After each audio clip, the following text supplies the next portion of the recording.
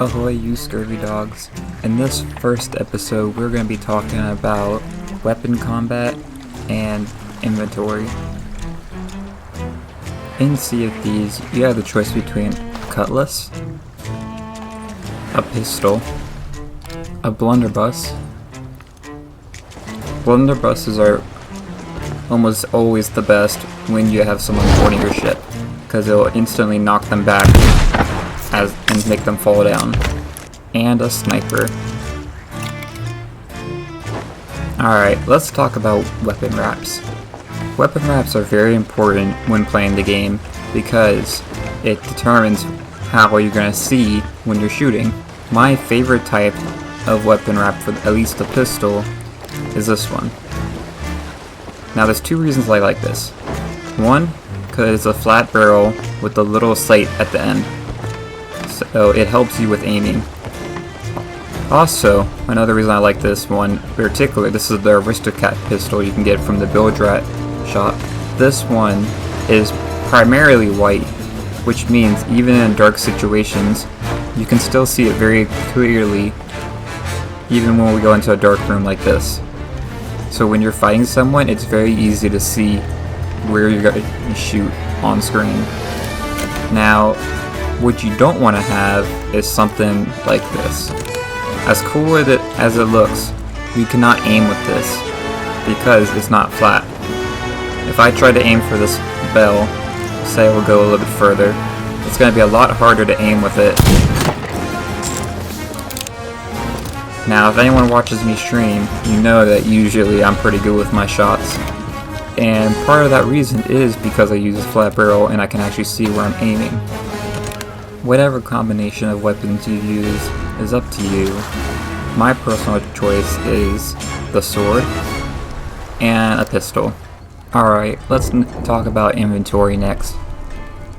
When looking at inventory, you have several things to focus on. First, let's pull up our resources.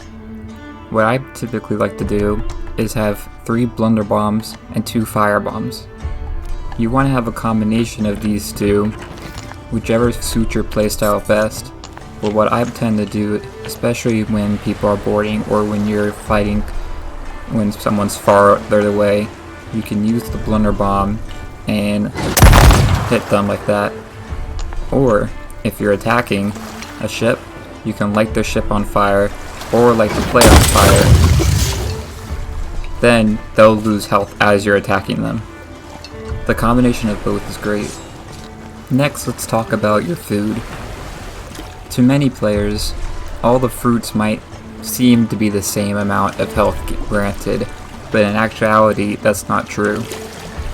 With only 5 slots, you need to be very specific in knowing what food is going to do the most amount of health regain for you.